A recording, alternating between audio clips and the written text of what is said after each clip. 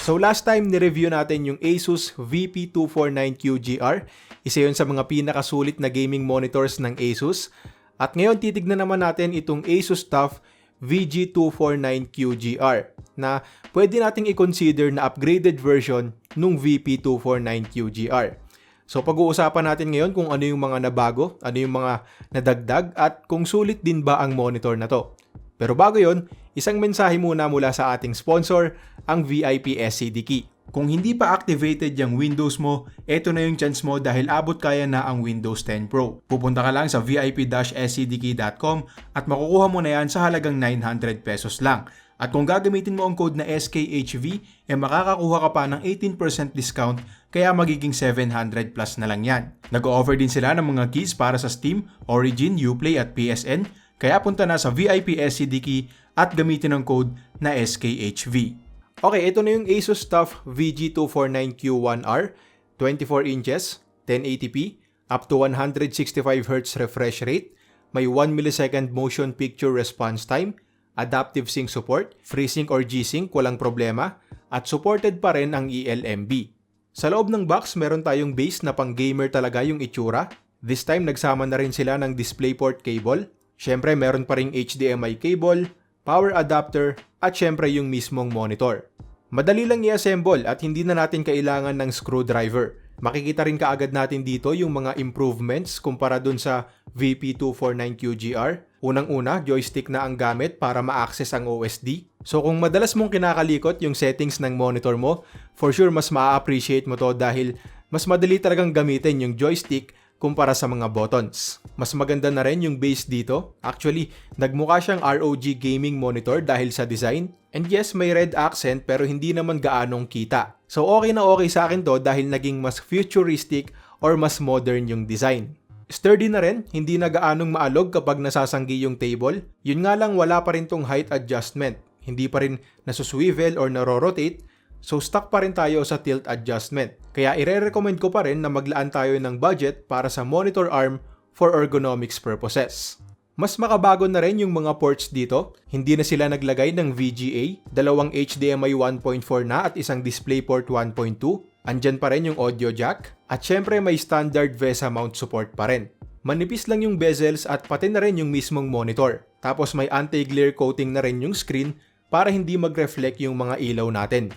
Now as expected sa mga IPS panels, maganda yung viewing angles dito. Kahit nasa gilid tayo tumitingin, maganda pa rin yung kulay, klaro pa rin unlike sa mga TN at VA panels. Yung IPS glow naman sa mga sulok hindi gaanong halata, walang problema dyan, pero may noticeable na backlight bleeding itong unit natin sa bandang taas. Well, kapag naglalaro naman ako ng mga games, hindi naman gaanong halata. Mapapansin lang kasi talaga natin to kapag kulay black yung dinidisplay ng monitor. At posible rin na sa unit lang natin to, pwedeng nagkataon lang na yung pinadala sa atin ay meron. Pero kung bibili kayo ng monitors, kahit anong monitor pa yan, mas mainam pa rin talaga kung mapupuntahan natin sa shop para ma-check natin kung merong mga dead pixels or backlight bleeding para lang din sigurado tayo.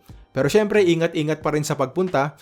Make sure na meron kayong face shield, face mask at alcohol o kung ano pa man para maiwasan ang COVID-19. So again, 1080p yung resolution, which is perfect sa ganitong size ng monitor. Hindi siya pixelated tignan, at syempre mas madali rin para sa PC natin na bigyan tayo ng mas mataas na frame rates kapag hindi kataasan yung resolution. Kaya mas masusulit natin yung 165Hz na refresh rate. Now by default, nakaset lang to sa 144Hz. Kailangan natin tong i-overclock para umabot ng 165 at magagawa lang natin to kapag DisplayPort ang gamit natin.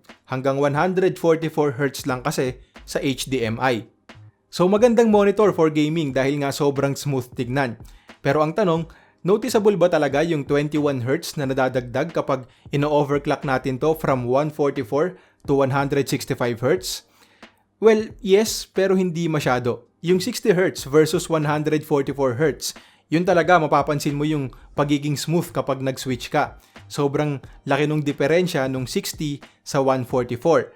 Pero yung 144 to 165Hz, honestly hindi masyado. Mapapansin mo lang talaga yung difference kapag tutok na tutok ka sa monitor mo. Pero syempre hindi naman natin yan binabaliwala. At the end of the day, mas maganda pa rin talaga yung 165Hz kumpara sa 144Hz. hindi lang talaga ganun kalaki or ganun kahalata yung difference. Supported din ng Adaptive Sync or FreeSync Premium para maiwasan ang screen tearing at syempre andito pa rin ang ELMB or Extreme Low Motion Blur. Now pinag-usapan na natin yung ELMB sa review ko ng VP249Q1R pero kung wala kayong time para panoorin yon, nire-reduce nito yung motion blur. Ito rin yung tinatawag na backlight strobing kung saan nagpapatay sindi yung backlight ng monitor natin in sync with the refresh rate para maging mas klaro yung mga images na mabilis na gumagalaw sa screen natin. Ito yung example kapag naka-off yung ELMB at ito naman kapag naka-on. So nakita natin na nakatulong talaga to para maging mas klaro yung image or sa case natin yung mga UFOs pero may mga side effects. Una, dahil nga nagpapatay sindi yung backlight and by the way in real life hindi natin makikita yung flickering, sa camera lang yan. Pero dahil nga dyan sa pagpatay sindi na yan, medyo malaki yung mababawas sa brightness ng monitor. At dahil saktuhan lang yung brightness nito at 250 nits, posibleng makulangan ka sa brightness kapag naka-on yung ELMB, lalo na kung mahilig kang maglaro at max brightness.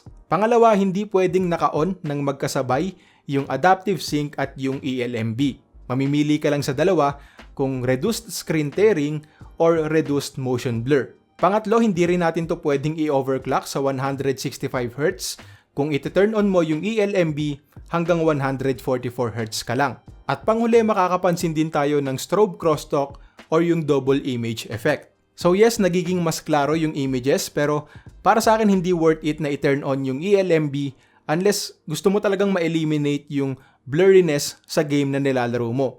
Again, magandang feature siya pero sa dami ng mga maisasakripisyo para doon, pipiliin ko na lang na wag i-turn on.